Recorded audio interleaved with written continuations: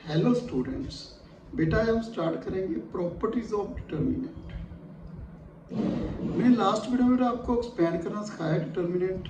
आज first property determinant की, ये बहुत यूजफुल है बेटा। प्रॉपर्टीज आपने ध्यान से करना है, ये बहुत यूज होती हैं क्वेश्चंस में। तो फर्स्ट प्रॉपर्टी ये है बेटा, if any row or column all elements are zero,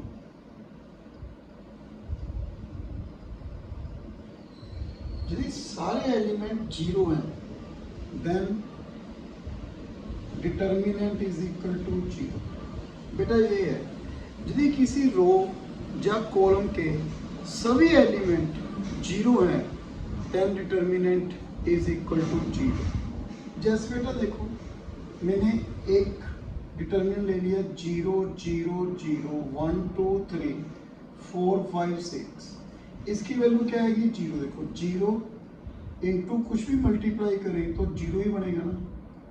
तो किसी रो के यदि ऑल एलिमेंट, रो के या कॉलम के all elements are zero then determinant zero. Column के भी जीरो हो सकते हैं बेटा, रो के यदि सारे एलिमेंट जीरो ने तो then determinant equal to zero.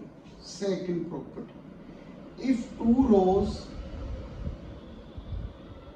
और columns, two rows or two columns are identical या proportional, identical, then determinant equal to zero। जैसे बेटा देखो 1 2 3 1 2 3 4 0 1, जैसे मैंने ये ले लिया बेटा, इसकी टू रो आइडेंटिकल है, इसको चेक करने की जरूरत नहीं, इसका डिटर्मिनेंट जीरो आएगा। जैसे बता रहा हूँ बेटा आपको, वैसे this 2 minus 0 minus 2 this okay, क्या आ गया बेटा? this 1 minus 12 okay, this plus 3 0 minus 8 2 minus plus 22 minus 24, determinant क्या आ गया? Zero. If any two row or two column are identical then determinant equal to zero. Third बेटा point, third में क्या है? बेटा ट्रांसपोज आपको मालूम है ना, मैंने बताया था ट्रांसपोज 1 2 3 4 है। इसका डिटर्मिनेंट क्या है बेटा? 4 minus 6 minus 2। यदि मैं ए ट्रांसपोज कर दूं, ट्रांसपोज का मीनिंग क्या होता है बेटा? जो रो है वो कॉलम बन जाएगी। जैसे रो है ना 1 2, ये कॉलम, ये कॉलम। यदि इसका डिटर्मिनेंट लूँ तो ये भी क्या आ रहा है? 1 3 2 4 4 minus 6 कितना आ रहा है? -2। ये 3/3 4/4 की सभी के लिए रिजल्ट है। मीन्स ए का डिटर्मिनेंट और ए ट्रांसपोज का डिटर्मिनेंट, इसकी वैल्यू क्या आएगी बेटा? सेम आएगी। क्लियर है बेटा? आप 3/3 का भी चेक कर लो, अब हम 3/3 का भी ले लेते हैं। 1 0 0 2 3 4 1 2 -1। बेटा ये ए ले लिया मैंने, ओके मैट्रिक्स। इसका डिटर्मिनेंट क्या आएगा? 1 this 3 4 2 -1, आगे जीरो ही बनेगा। क्या आएगा? -3 -8 कितना आ गया? -11। यदि इसका ट्रांसपोज कर दूं बेटा मैं, ये रो क्या बन गई? कॉलम 2 3 4 1 2 -1। अब इसका डिटर्मिनेंट ले लो, 1 2 1 0 3 2 0 4 -1। इसमें किसको एक्सपेंड किया था? R1, इसको मैं C1। तो क्या आ गया बेटा? 1 this प्लस माइनस प्लस 3 2 4 -1 -3 -8 -11। तो डिटर्मिनेंट में कोई चेंज नहीं होगी। ए का डिटर्मिनेंट एंड ए ट्रांसपोज का डिटर्मिनेंट ऑलवेज इक्वल। बेटा यूज करेंगे ये, जब हम क्वेश्चंस करेंगे ना तब यूज करेंगे बेटा। इसके बाद next fourth property, if we change any two rows और two columns if we interchange, यदि हम इंटरचेंज कर रहे हैं 2 रोज और 2 columns, then sign of the determinant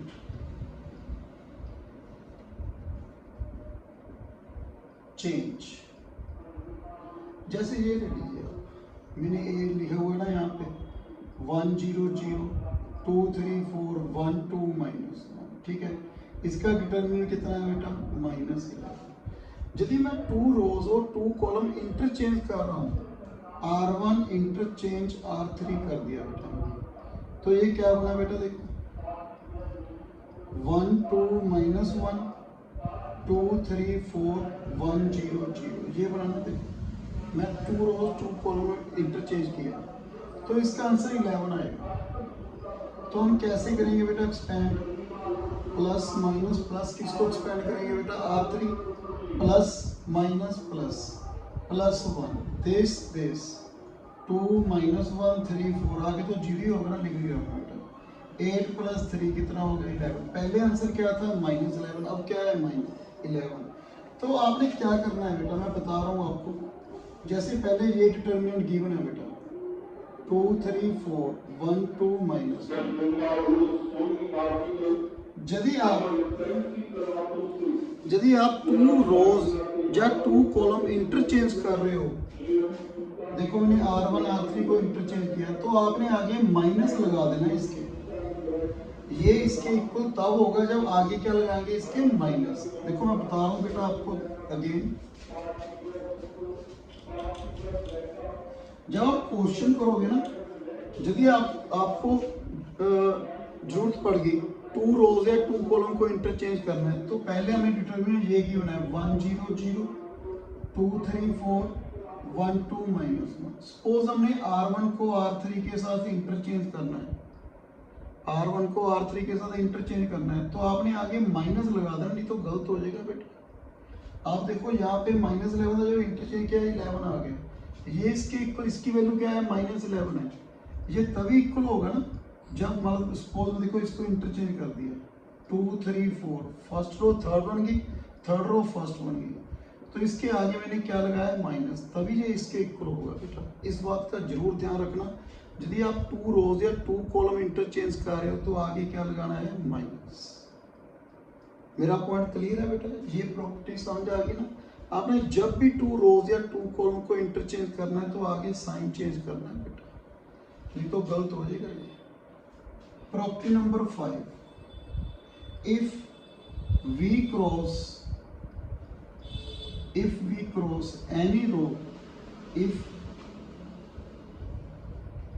any row or column cross even number of rows or columns, then no change the value of determinant। बेटा difference लिखियो आप, यहाँ पे मैंने इंटरचेंज किया था, इसका पहले आंसर क्या था -11। आप देखियो मैंने क्या किया, इस रो को यहाँ पे ले आया। जब ये रो थर्ड रो में चेंज होगी तो सेकंड रो फर्स्ट बन गई, फर्स्ट रो सेकंड बन गई, फर्स्ट रो थर्ड बन गई। यहाँ पे क्या था, इंटरचेंज किया था, सेकंड रो की प्लेस पे थी। यदि मैं देखो अब इसको करके दिखा रहा हूँ, मैं फर्स्ट रो यहाँ पे ले गया 2 3 4 1 2 -1 1 0 0। अब इसको एक्सपेंड करो, आंसर -11 ही होगा, इसकी वैल्यू में कोई चेंज नहीं होगा। देखो plus minus plus, expand third row, this क्या बना बेटा 3 4 2 -1, आगे तो 0 ही है ना, क्या आ रहा है -3 -8, आंसर कितना आ रहा है -11। मीन्स मैं आपको बता रहा हूँ बेटा, जैसे ये है 1 0 0 2 3 4 1 2 सेम कॉलम के लिए है, जैसे मैं रो के लिए कर रहा हूँ सेम कॉलम के लिए है बेटा। मैं इसको यहाँ पे ले आया तो इसकी वैल्यू में कोई चेंज नहीं होगी। देखो आप, जब मैंने 2 रोज या 2 कॉलम इंटरचेंज करनी है तो आगे क्या आ रहा है नेगेटिव। यदि मैं इवन रो क्रॉस कर रहा हूँ तो इसकी वैल्यू में कोई डिफरेंस नहीं होगा। क्लियर, जैसे आप इसमें मैं C1 और C2 को इंटरचेंज कर रहा हूँ इसमें देखो, इसमें पहले माइनस था, अब फिर साइन चेंज हो गया, प्लस बन गया। क्या बना, 2 3 0 1 2 1 -1 4 0। पर इसमें नहीं है। इसमें यदि हम इवन रो क्रॉस कर रहे हैं या इवन कॉलम क्रॉस कर रहे हैं, इस कॉलम को लेके यहाँ पे ले आए, तो वैल्यू में कोई चेंज नहीं होगी, आंसर सेम आएगा। क्लियर है बेटा। 5 प्रॉपर्टीज।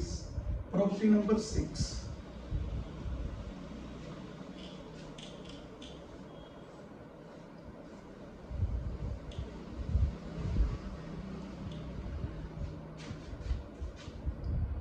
देखो, यदि A1 plus B1, A2 plus B2, A3 plus B3, C1 C2 C3, D1 D2 D3 है, तो मैं इसको ऐसे लिख सकता हूँ बेटा, किसी रो को मैं 2 डिटर्मिनेंट में स्प्लिट कर सकता हूँ। देखो कैसे, A1 C1 D1, A2 C2 D2, A3 C3 D3 plus, अब B1 C1 D1, B2 C2 D2, B3 C3 D3, इसमें स्प्लिट कर सकते हैं।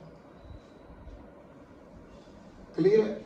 जैसे बेटा फॉर एग्जाम्पल मैंने ले लिया A plus B, B plus C, C plus A, B plus C, C plus A plus B, C plus A plus B, B plus C. मैंने प्रूव करना है twice A B C, B C A B, इसमें change करना है।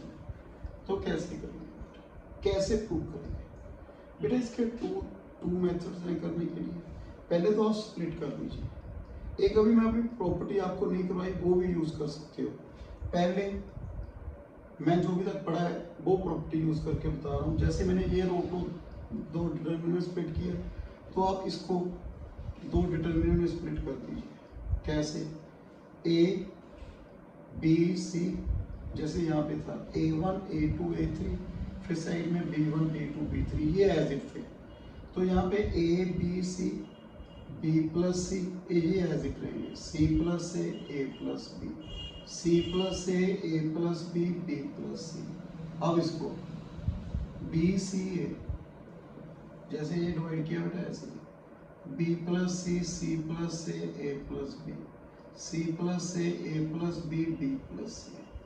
Okay, अब second row को split कर दीजिए 2 में, ऐसे ही इसमें 2 में स्प्लिट कर दीजिए। कैसे बेटा, A B C B C A, C plus A plus B B plus C।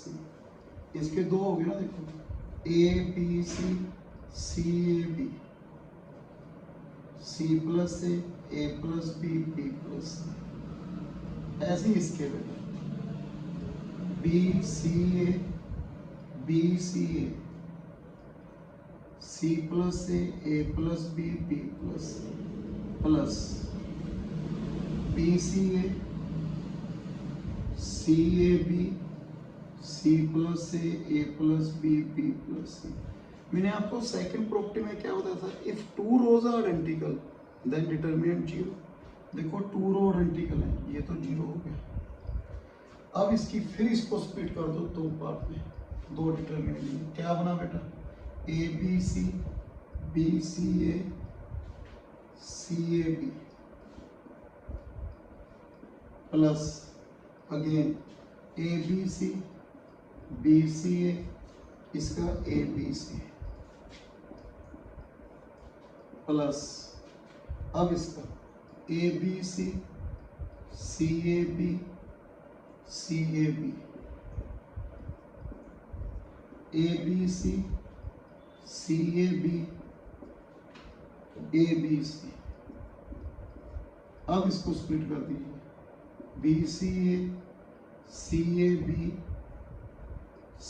B plus B C A B A B C. तो देखो बेटा, इसमें ये 2 रो आइडेंटिकल है 0, इसमें ये 2 आइडेंटिकल है, इसमें ये 2 आइडेंटिकल है, इसमें ये 2 आइडेंटिकल है। तो मेरे पास क्या रहा, A B C B C A B, A. अब देखो स्टार्टिंग में मुझे क्या चाहिए, ए बी सी चाहिए। तो इस रो को मैं कितनी रो क्रॉस करती है बेटा इवन, कितनी रो 1 2 इवन रो क्रॉस करके ना, तो इसकी वैल्यू में कोई डिफरेंस नहीं है, A B C B C A B, तो ये होगा twice A B C B C A B. आपने ऐसे प्रूव करना बेटा। क्लियर है? प्रॉपर्टी नंबर 6 बेटा।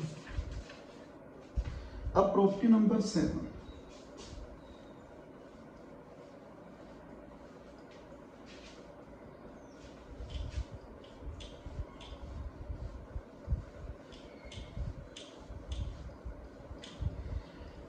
प्रॉपर्टी नंबर 7 क्या है बेटा?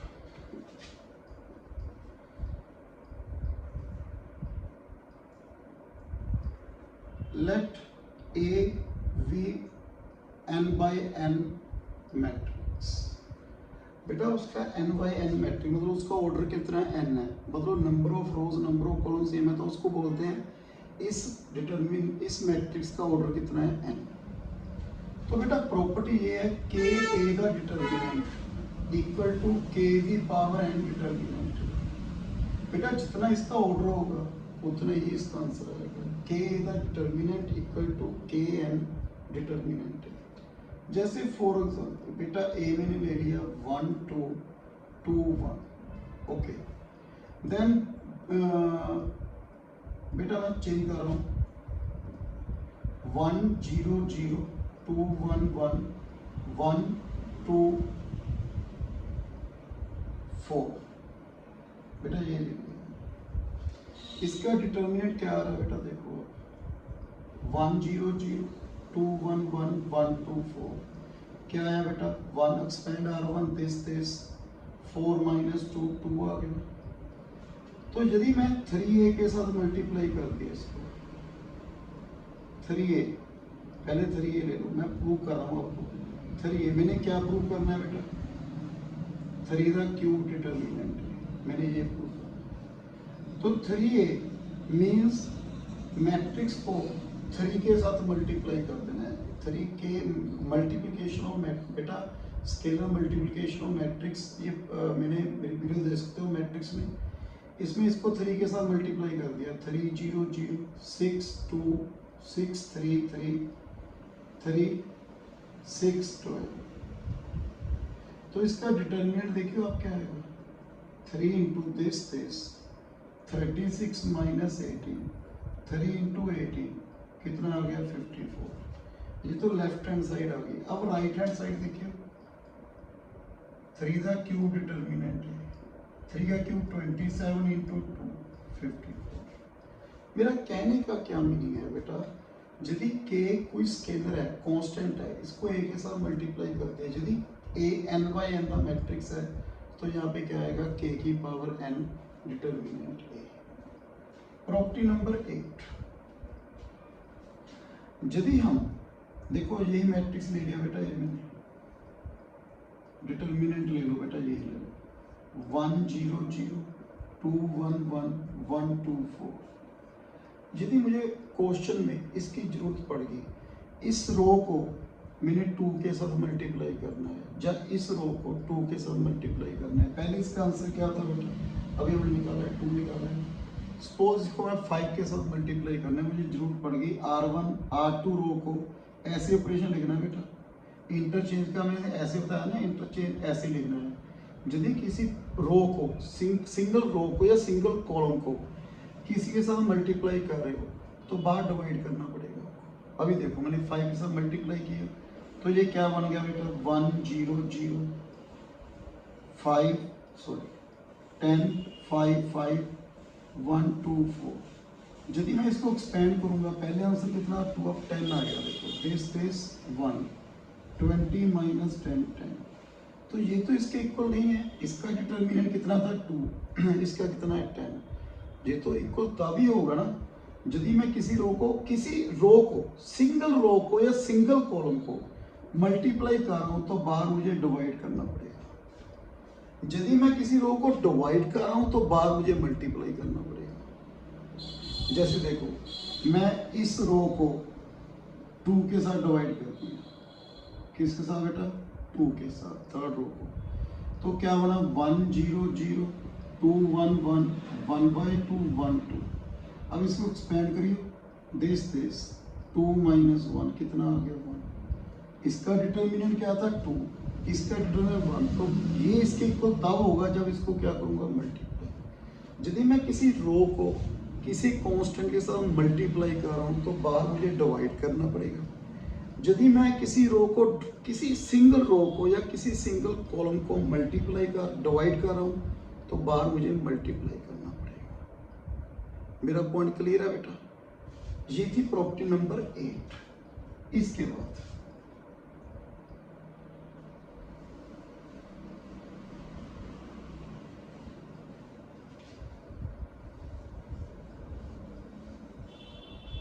ये प्रॉपर्टी ध्यान से करनी है बेटा आपने। देखो सपोज मेरे पास डिटर्मिनेंट है ये ही है 1 0 0 2 1 1 1 2 4। आपको मानो इसका आंसर 2 है। यदि मैंने सोचा सपोज मैं यार इसको और इसको 0 कर दूं, क्योंकि बेटा एक बात तो एक्सपेंड करने में कब इजी होता है, जब किसी रो में या किसी कॉलम में 2 जीरो हो तो सेकंड में उसको कर सकते हैं एक्सपेंड। तो ऐसी मैं गेम यहाँ पे बता रहा हूँ। सुनो सपोज मेरे पास डिटर्मिनेंट ये ले लिया बेटा 1 2 3 2 1 4 1 1 2। सपोज ये ले लिया बेटा। ओके, अब इसको एक्सपेंड कर रहा हूँ 1 दिस 2 माइनस 4 R1 एक्सपेंड कर रहा हूँ बेटा this 4 minus 4 plus 3 this 1 minus 2 sorry 2 minus 1 देख लो बेटा this 2 minus 4 this 4 minus 4 this 2 minus 1 minus 2 minus 0 plus 3 कितना आ गया 1 आ गया। मैंने सोचा यदि मैं 2 जीरो बना लूँ तो मेरी कैलकुलेशन और भी इजी हो सकती है। ऐसे करना पड़ेगा बेटा। जब हम एग्जांपल करेंगे तो वहाँ पे प्रॉपर्टी यूज करेंगे। ये प्रॉपर्टी जो कर रहे हैं ये प्रॉपर्टी सबसे ज़्यादा यूज होगी। इसमें क्या करना है आपने 2 एलिमेंट को किसी रो के, किसी भी रो के या किसी भी कॉलम के 2 एलिमेंट्स को 0 बना लो आप। सपोज पहले मैं इस रो के 2 एलिमेंट 0 बना लूँ। ये फर्स्ट कॉलम का एलिमेंट है, ये सेकंड, ये थर्ड कॉलम का एलिमेंट है। मैं सेकंड कॉलम का एलिमेंट 0 बनाना है तो ऐसे कर सकता हूँ। देखो C2 माइनस इसको 2 के साथ मल्टीप्लाई करके 2C लिख सकता हूँ बेटा। देखो इसको मैंने 0 करना है, ठीक है, तो यहाँ पे 1 है तो इसको 2 के साथ मल्टीप्लाई करके इससे माइनस कर दिया। तेरा पॉइंट क्लियर है? यहाँ पे 1 ही होना चाहिए बेटा। क्यों? मैंने बताया ना यदि किसी कॉलम को पर्सनली हूँ, देखो C2 को सॉल्व कर रहा हूँ, जैसे मैंने लिखा था R2 टेंड्स टू 5 R2, तो मैंने R2 को सॉल्व करा है, उसी को मैंने मल्टीप्लाई कर दिया तो मुझे बाहर डिवाइड करना पड़ेगा। और यहाँ पे क्या है C2 कॉलम सॉल्व कर रहा हूँ तो C2 में किसी के साथ मल्टीप्लाई डिवाइड नहीं करना, इसमें से माइनस प्लस करना है। माइनस जैसे 2C1 कर दिया, नो प्रॉब्लम। ऐसे नहीं जैसे उरे आप ऐसे करो जैसे मैंने लिखा ऑपरेशन। सपोज यहाँ पे 0 करना है, इसको यूज करके सपोज ऐसे लिखते हो C1 टेंड्स टू, आप हम इसको 0 कर रहे हैं C1 tends to 2C1 minus C2, तो ये गलत है ऑपरेशन। तो आपको बाहर 2 के साथ डिवाइड करना पड़ेगा। मेरी बात ध्यान से सुनो, जिस कॉलम को या जिस रो को आप सोल्व कर रहे हो उसके साथ सिर्फ 1 होना चाहिए, 1 के अलावा कुछ नहीं होना चाहिए। और उसमें से आप प्लस माइनस किसी को भी मल्टीप्लाई डिवाइड करके कर सकते हो। जैसे मैंने यहाँ पे 2C1 किया है, नो प्रॉब्लम, वैल्यू में कोई डिफरेंस नहीं होगा। यदि आप ऐसे कर रहे हो तो आपको बाहर डिवाइड करना पड़ेगा, 2 लगाया तो बाहर डिवाइड भी करना पड़ेगा। जिस कॉलम को आप या जिस रो को सोल्व कर रहे हो वहां पे 1 के अलावा कुछ ना हो। देखो C2 टेंड्स टू, यहाँ पे C2 के साथ 1 है, माइनस आगे कुछ भी हो जाए। C3 tends to C3 minus, ये 0 करना है तो मैंने क्या किया, इसको 3 के साथ मल्टीप्लाई करके माइनस कर दिया। तो मेरे पास क्या बना बेटा 1 0। देखो पहली कॉलम तो एज इट है ना, किसको चेंज किया है, second and third, first column as it लिखो। अब second column 2 1 1 minus first column को 2 के साथ मल्टीप्लाई 4 2, तो मेरे पास क्या है 0 -3 माइनस। ओके क्लियर है। अब इसमें C3 3 4 2, इसको 3 के साथ मल्टीप्लाई 3 6 4, सॉरी हाँ 3, देखो 3 6 3, तो क्या है 0 -2 -1। अब इसको एक्सपेंड करके देखो, इसका आंसर क्या था बेटा 1, इसको एक्सपेंड करके देखियो 1 दिस 3 -2, अब भी क्या आ रहा है। कैलकुलेशन इजी होगी ना, जब दो रो या दो कॉलम में, किसी रो में किसी कॉलम में दो एलिमेंट जीरो तो हम कर सकते हैं। जैसे आप देखो, आप सपोज आपने सोचा इसको भी जीरो कर दो यार, अब इसको भी जीरो कर दो, तो ये किस रो का एलिमेंट है सेकंड, तो ऑपरेशन क्या लगेगा R2 टेंड्स टू R2, इसको पैसे लिखना है R2। अब मैंने इसको सिलेक्ट कर लिया, R2 -2R1 लिख सकता हूँ बेटा, R3 tends to R3 minus, ये ऐसे ही माइनस कर दूं क्योंकि 1 1 है, यहाँ पे 2 था 2 के साथ ये ऐसे स्प्रेड कर, तो मेरे पास क्या बना देखो 1 0 0 R1 तो चेंज नहीं हो रहा है, कौन सी चेंज हो रही है R2 2 -3 -2, इसमें से इसको 2 के साथ मल्टीप्लाई -2 -0 -0 -3 -2, अब इसको ऐसे ही माइनस करना है 0 -1 माइनस, अब एक्सपेंड करो 1 दिस 3 -2, अब भी आंसर 1 आ रहा है। ऐसे ऑपरेशन लगा सकते हैं हम। अब आपका पॉइंट है एक टाइम में हम कितने ऑपरेशन लगा सकते हैं। जब इसको इसमें चेंज किया तो मैंने मैक्सिमम कितने ऑपरेशन अप्लाई किए 2। यदि 3/3 उसका ऑर्डर 3 है, इसका ऑर्डर 3 हो गया ना, क्यों 3/3 है, तो एक काम ऑपरेशन लगेगा। यदि 3/3 का इसका ऑर्डर 3 है तो एट ए टाइम, एक टाइम पे 2 ऑपरेशन लगेंगे। देखो इसमें भी एट ए टाइम 2 ऑपरेशन लगेंगे। इसमें मैं 2 कॉलम्स यूज कर रहा हूँ। यदि 3/3 का है एट ए टाइम 2 कॉलम या 2 रो यूज कर सकता हूँ। यदि किसी ऑपरेशन में ये भी हो सकता है बेटा, सपोज यही है बेटा, मैंने इसको 0 करना है बेटा, सपोज इसको 0 करना है, मैंने तीनों रो यूज कर ली है, तो कैसे यूज करूंगा R2 tends to R2 minus, यहाँ पे भी 1 है, यहाँ पे भी 1 है, R1 माइनस R3, दोस्तों 0 बनेगा नहीं बनेगा, 2 -1 1 1 -1 0। यदि ऐसे कोई ऑपरेशन लगता है जिसमें 3 रोज या 3 कॉलम यूज हो रही हैं, तो वहां पे एट ए टाइम एक ऑपरेशन लगेगा। मेरी बात ध्यान से सुनिए। यदि 3/3 का है जिसमें 2 रोज या 2 कॉलम यूज हो रही हैं, जिस ऑपरेशन में 2 रोज या 2 कॉलम यूज हो रही हैं, वहां पे एट ए टाइम 2 ऑपरेशन लगेगी। जिस ऑपरेशन में 3 रोज या 3 कॉलम यूज हो रही हैं, वहां पे एट ए टाइम एक ऑपरेशन लगेगा। अब देखो इसको 1 2 3 1 1 2, मैं कौन सी रो यूज कर रहा हूँ R, चेंज कर रहा हूँ 2 1 2 1 4, पहले R1 देखियो 1 -2 -3, फिर कौन सा बेटा R3 -1 -1 -2, ये तो 0 हो गया, ये कितना हो गया बेटा -2, ये कितना हो गया -1। अब इसको एक्सपेंड करके देखो आंसर 1 ही आएगा बेटा। 1 दिस मैं C1 को एक्सपेंड कर रहा हूँ, this -4 + 1 plus minus plus +1 this -2 + 6 -3 + 4, answer देखो 1 ही है।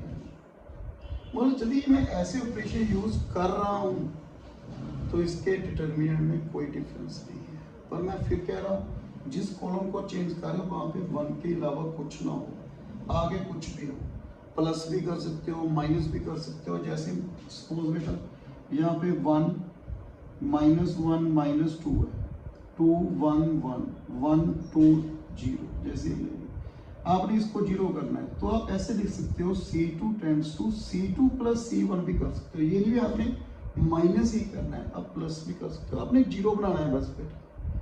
C2 tends to C2 plus 2C1, तभी कोई प्रॉब्लम नहीं है। मेरा पॉइंट क्लियर है, कोई डाउट बेटा? इसके बाद हम क्वेश्चन करेंगे बेटा, नेक्स्ट वीडियो में हम क्वेश्चन ही करेंगे इसके 10th। बेटा आपने symmetric matrix and skew symmetric matrix की वीडियो देखनी है पहले मैट्रिक्स में। उसमें बेटा ये आएगा बेटा, determinant of skew symmetric matrix. बेटा प्रॉपर्टी है, determinant of odd order skew symmetric matrix always zero. Skew symmetric matrix क्या होता है बेटा? स्क्यू सिमेट्रिक मैट्रिक्स क्या होता है? Number 1 scale matrix, number 2 aij equal to minus aji, number 3 diagonal element must be ji.